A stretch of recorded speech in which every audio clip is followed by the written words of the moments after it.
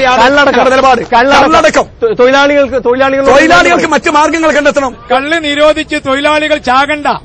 ഇവിടെ നീര നടപ്പിലാക്കിയാൽ ഒരു ദിവസം 170,750 പേർക്ക് തൊഴിൽ കൊടുക്കാൻ സാധിക്കും. എല്ലാ രാഷ്ട്രീയ പാർട്ടിക്കാരും ഇപ്പോൾ നിന്ന് വർത്തമാനം പറയാന്നല്ലാതെ, ഒരു ദുരന്തം ഉണ്ടാകുമ്പോൾ മൈക്കട മുന്നിൽ വർത്തമാനം പറയാന്നല്ലാതെ, അല്ലാത്ത സമയത്ത് ഇത് എന്നേക്കുമായിട്ട് എത്താൻ വേണ്ടിയിട്ട് ചങ്കൂറ്റമുള്ള ഏതെങ്കിലും രാഷ്ട്രീയ പാർട്ടി ഇന്ന് കേരളത്തിലുണ്ടോ? ഈ പുകവലി എന്ന് പറയുന്നത് പാവപ്പെട്ടവൻ, പണക്കാരൻ എന്ന് എല്ലാ സമൂഹത്തിലെ എല്ലാവരും ഉപയോഗിക്കുന്നതാണ്. അത് ഘട്ടം ഘട്ടമായി നമുക്ക് നിരോധിക്കാൻ കഴിഞ്ഞുവെങ്കിൽ ഇത് ഇവിടെ പാവപ്പെട്ടവൻ മാത്രം ഉപയോഗിക്കുന്ന കള്ള് ഇവിടെ എന്തുകൊണ്ട് നിരോധിച്ചുകൂടാ? കള്ള് നിരോധിച്ചതുകൊണ്ട് കാര്യമുണ്ടെന്ന് താങ്കൾക്ക് തോന്നുന്നു? സമൂഹത്തിന്റെ ഒരു ഭാഗം എന്ന നിലയിൽ മദ്യപാനം നിയന്ത്രിക്കാൻ മാത്രമേ സാധിക്കുള്ളൂ. നിയന്ത്രിക്കാൻ മാത്രമേ സാധിക്കുള്ളൂ. അല്ല, ഇപ്പോഴത്തെ നിലയിൽ അത് നിയന്ത്രിക്കുക എന്നതിന്റെ അർത്ഥം എന്താണ്? എങ്ങനെയാണ് നിയന്ത്രിക്കുക? നിയന്ത്രിക്കുക എന്ന് പറയുന്നത് ധാരാളം മാർഗങ്ങളുണ്ടല്ലോ. നമുക്ക് വ്യവസ്ഥാപിതമായ നിയമപരമായ മാർഗങ്ങളുണ്ട്. സമ്മർദ്ദങ്ങൾ ധാരാളമായി ട്രേഡ് യൂണിയൻ പ്രസ്ഥാനങ്ങളിൽ നിന്ന് ഉണ്ടാകുന്നുണ്ടോ? താങ്കൾക്ക് എന്താണ് അനുഭവം? ട്രേഡ് യൂണിയൻ പ്രസ്ഥാനത്തിന്റെ അല്ല ഇത്. ഇപ്പൊ ഇവിടെയുള്ള ചർച്ച തന്നെ നമ്മൾ ദൌർഭാഗ്യകരമായ ഒരു സംഭവത്തെ പറ്റിയുള്ള ഒരു ചർച്ചക്കാണ് ഇവിടെ വന്നത്. പക്ഷെ എല്ലാ സംഭവങ്ങൾക്കും രാഷ്ട്രീയം നൽകുന്ന പ്രകാരത്തിൽ തന്നെ ഇവിടെ രാഷ്ട്രീയമായ സംവാദങ്ങളുണ്ടായി. ജനങ്ങൾ അതിൽ നിന്ന് രണ്ട് ഭാഗങ്ങളായി മാറി. ഇതല്ല നമുക്ക് ആവശ്യം. ഇവിടുത്തെ മദ്യഷാപ്പുകളെല്ലാം അടച്ചുപൂട്ടി. ഇനി ഈ മദ്യഷാപ്പുകളെ തുറക്കുന്നതിനെതിരെ ഇവിടെയുള്ള എത്ര ചെറുപ്പക്കാർ രംഗത്തിറങ്ങും? ഒരു ഷാപ്പും ഇവിടെ തുറക്കാൻ പാടില്ല. അതിന് ഒറ്റക്കെട്ടായി എല്ലാവരും ഇറങ്ങും. ഉണ്ടോ? എല്ലാവരും ഉണ്ടോ? എല്ലാവരും അതിനൊപ്പം ഉണ്ട് എന്നാണ് പറയുന്നത്. ഞാൻ അവസാനം നാളെ സമയം അവസാനിക്കുകയാണ്. നമുക്ക് നമ്മുടെ മുമ്പിൽ ജുഡീഷ്യൽ അന്വേഷണ കമ്മീഷനുകളുടെ റിപ്പോർട്ടുകളുണ്ട്. ഒന്നും നടപ്പായിട്ടില്ല എന്ന് മാത്രം. കല്ലുവാതുക്കൽ അന്വേഷിച്ച ജസ്റ്റിസ് മോഹൻകുമാർ റിപ്പോർട്ട് അവിടെ നിൽക്കുന്നു, ഭദ്രമായി അവിടെ നിൽക്കുന്നു. ഉദയഭാനു കമ്മീഷൻ റിപ്പോർട്ട് അവിടെ നിൽക്കുന്നു. ഒന്നും നടപ്പാവുന്നില്ല. വീണ്ടും ജുഡീഷ്യൽ അന്വേഷണം വരാൻ പോകുന്നു. എന്തിനാണ് ഈ പ്രഹസനം ശ്രീ രണ്ടത്താണി? ഏത് സർക്കാർ ഇപ്പൊ ഇത് ഈ ഇടതുപക്ഷ സർക്കാർ എന്നത് മാറി UDF സർക്കാർ അധികാരത്തിൽ വന്നാൽ ഒരു വിഷമദ്യ ദുരന്തം ഉണ്ടാകാത്ത വിധത്തിൽ നടപടി ഉണ്ടാകും എന്ന് ഉറപ്പിച്ചു പറയാൻ താങ്കൾക്ക് കഴിയും? ഞാൻ ഒരു കാര്യം പറയട്ടെ. അങ്ങ് പറഞ്ഞത് വളരെ ശരിയാണ്. ഓരോ അന്വേഷണ കമ്മീഷൻ റിപ്പോർട്ടുകളുടെയും നടപടികൾ എവിടെയും എത്തുന്നില്ല എന്ന് മാത്രമല്ല, കോടതി ജീവപര്യന്തം തടവിന് കോടതി ജീവപര്യന്തം തടവിന് ശിക്ഷിച്ച മണിച്ചൻ തന്റെ ശിക്ഷ റദ്ദാക്കണമെന്ന് ആവശ്യപ്പെട്ടപ്പോ ആ മണിച്ചന്റെ ശിക്ഷ റദ്ദാക്കുന്നതിനെ കുറിച്ച് കോടതിയിൽ എതിർവിചാരണ വരുന്ന സമയത്ത് അന്വേഷണ ഉദ്യോഗസ്ഥനോ പബ്ലിക് പ്രോസിക്യൂട്ടറോ ഹാജരാകാൻ പാടില്ലെന്ന് അഡ്വക്കേറ്റ് ജനറൽ ഉത്തരവേൽക്കിയിരിക്കുന്നു. അത്രമാത്രം ഇവരെ രക്ഷിക്കുന്നൊരവസ്ഥ നിലനിൽക്കുകയാണ്. ഇവിടെ ആകെയുള്ള ഒരു പരിഹാര മാർഗം സമ്പൂർണ്ണ മദ്യനിരോധനം തന്നെയാണ്. അതിന് മാർഗം എന്ന് പറയുന്നത് നമ്മൾ ആലോചിക്കുന്നതിന് വഴിയുണ്ടോ? ഇവിടെ എല്ലാവരും പുകവലിക്കാരായിരുന്നല്ലോ. പുകവലി നമ്മുടെ നാട്ടിലെ ശീലമായിരുന്നു. ചെറുപ്പക്കാർക്ക് ഫാഷൻ ആയിരുന്നല്ലോ. ഇന്ന് കേരളത്തിലെ ചെറുപ്പക്കാർക്ക് പുകവലിക്കുന്നത് നാണക്കേടായി മാറിയിട്ടില്ലേ? ഒരു കാലത്ത് മുറുക്കാൻ എല്ലാവരും ഉണ്ടായിരുന്നല്ലോ. സൽക്കാര വീടുകളിലേക്ക് പോകുമ്പോൾ പോല കൊണ്ടുപോകണമെന്ന്, പുകയില കൊണ്ടുപോകണമെന്ന് ഞങ്ങൾക്ക് ഒരു നാട്ടാചാരം ഉണ്ടായിരുന്നു. ഇന്ന് അത് പൂർണ്ണമായി ഉപേക്ഷിച്ചല്ലോ. ഒരു സംശയം വേണ്ട. നിയമം വഴി ആരെയും രക്ഷിക്കാതെ യോജിച്ചൊരു പോരാട്ടത്തിന് തയ്യാറുണ്ടെങ്കിൽ യാതൊരു സംശയം വേണ്ട, അതിനെ പിന്തുണയ്ക്കാൻ ഞങ്ങൾ തയ്യാറാണ്. സമ്പൂർണ്ണ മുസ്ലിം ലീഗിന്റെ അഭിപ്രായം തന്നെയാണ്, ഉറച്ച അഭിപ്രായം. ഇന്ത്യൻ യൂണിയൻ മുസ്ലിം ലീഗിന്റെ അഭിപ്രായമാണ് സമ്പൂർണ്ണ മദ്യനിരോധനം. ശ്രീ KT ജലീൽ, അത്രയ്ക്ക് പോകാൻ തയ്യാറാകുമോ ഇടതുപക്ഷ മുന്നണി? 1960 മുതൽ കഴിഞ്ഞ 4 വർഷം അദ്ദേഹം പറയട്ടെ. നിങ്ങൾ ഇങ്ങനെ ചെയ്താലും ശരിയാവില്ല കേട്ടോ. പറഞ്ഞോളൂ ശ്രീ KT.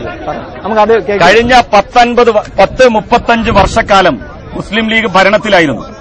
മുസ്ലിം ലീഗിന് 35 വർഷത്തെ ഭരണകാലയളവിനുള്ളിൽ മദ്യനിരോധനത്തെ സംബന്ധിച്ച് സംസാരിക്കുവാനോ അതിനെ സംബന്ധിച്ച് ക്രിയാത്മകമായിട്ടുള്ള ഒരു നടപടി കൈക്കൊള്ളുവാനോ ഇതുവരെ കഴിഞ്ഞിട്ടുണ്ടോ?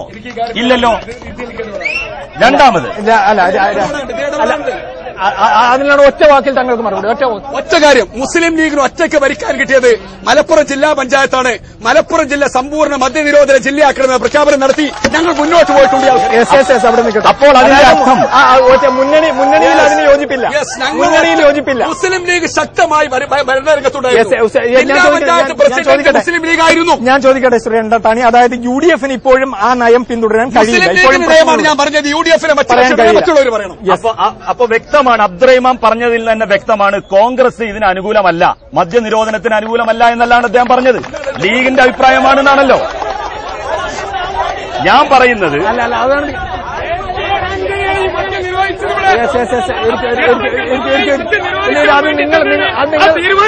നിങ്ങൾ മറുപടി പറയേണ്ട കാര്യമില്ല.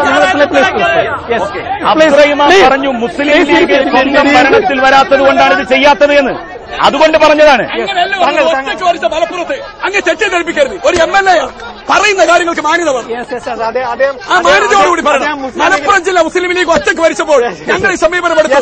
നിങ്ങൾ MLA ആണ്, ഈ ഇരിക്കുന്നവർ പോലെയല്ല. ആ മാന്യതയോട് ഒരു കാര്യം ഞാൻ ഉറപ്പിച്ചു പറയാം. അവസാനമായി എനിക്ക് സമയമില്ല. അവസാനമായി ശ്രീ എം ഒരു കാര്യം ഞാൻ ഉറപ്പിച്ചു പറയാം. ഇപ്പോൾ പ്രശ്നമുണ്ടായിരിക്കുന്ന 5 കള്ളുഷാപ്പുകൾ ഇപ്പോൾ പ്രശ്നമുണ്ടായിരിക്കുന്ന 5 കള്ളുഷാപ്പുകൾ പറഞ്ഞോളൂ. കുറ്റിപ്പുറം, പേർശനൂര്, പാണ്ടികശാല, നാഗപറമ്പ്, തിരുനാവായ ഈ കള്ളുഷാപ്പുകൾ ഒരു കാലത്തും തുറക്കില്ല. അവിടെ പ്രതികളെ തുറക്കുകയില്ല. ഞാനാണ് പറയുന്നത്. ഞാൻ വരുന്നില്ല. ശ്രീ എം ഗംഗാധരൻ, പ്ലീസ് ശ്രീ ഗംഗാധരൻ, താങ്കൾ ഇടപെട്ടാൽ ഇതൊന്നും എങ്ങനെയാ? അല്ല, നോക്കൂ ഇരിക്കും.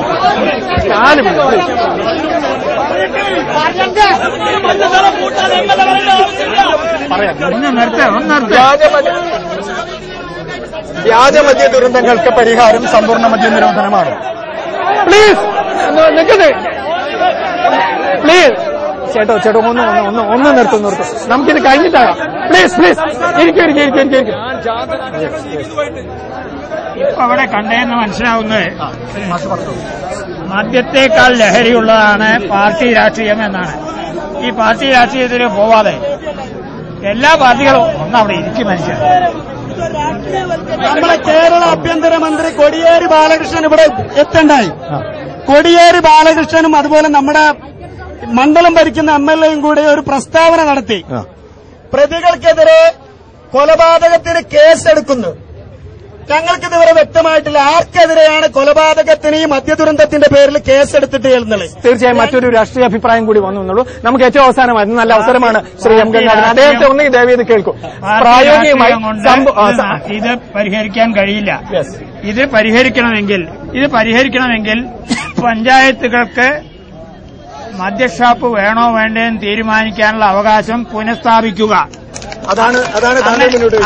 അങ്ങനെയാണെങ്കിൽ മലപ്പുറം ജില്ലയിൽ വളരെ കുറച്ചേ മദ്യഷാപ്പുകൾ ഉണ്ടാവൂ എന്ന് മാത്രമല്ല പഞ്ചായത്തുകൾക്ക് മദ്യഷാപ്പുകൾ പരിശോധിക്കാനുള്ള അതിൽ വ്യാജമദ്യം വരുന്നുണ്ടോ എന്ന് നോക്കാനുള്ള അവകാശം കൊടുക്കുക. തീർച്ചയായും പ്രായോഗികമായി സ്വീകരിക്കാവുന്ന നടപടികളാണ് വേണ്ടത്. ആ നടപടികൾ നമ്മുടെ സർക്കാർ അതേത് രാഷ്ട്രീയ പ്രസ്ഥാനത്തിന്റെ നേതൃത്വത്തിലായാലും സ്വീകരിക്കും എന്ന പ്രതീക്ഷയാണ് മലപ്പുറം ജില്ലയിലെ സാധാരണ ജനങ്ങൾക്കുള്ളത്. ആ പ്രതീക്ഷയോടെ നിയന്ത്രണരേഖ അവസാനിക്കുന്നു. വളരെയധികം നന്ദി Shri Abdurahman Edathani, Shri KT Jaleel, Shri doctor M Gangadharan, Shri Moidu T ചർച്ചയിൽ പങ്കെടുത്തതിന് വളരെയധികം നന്ദി.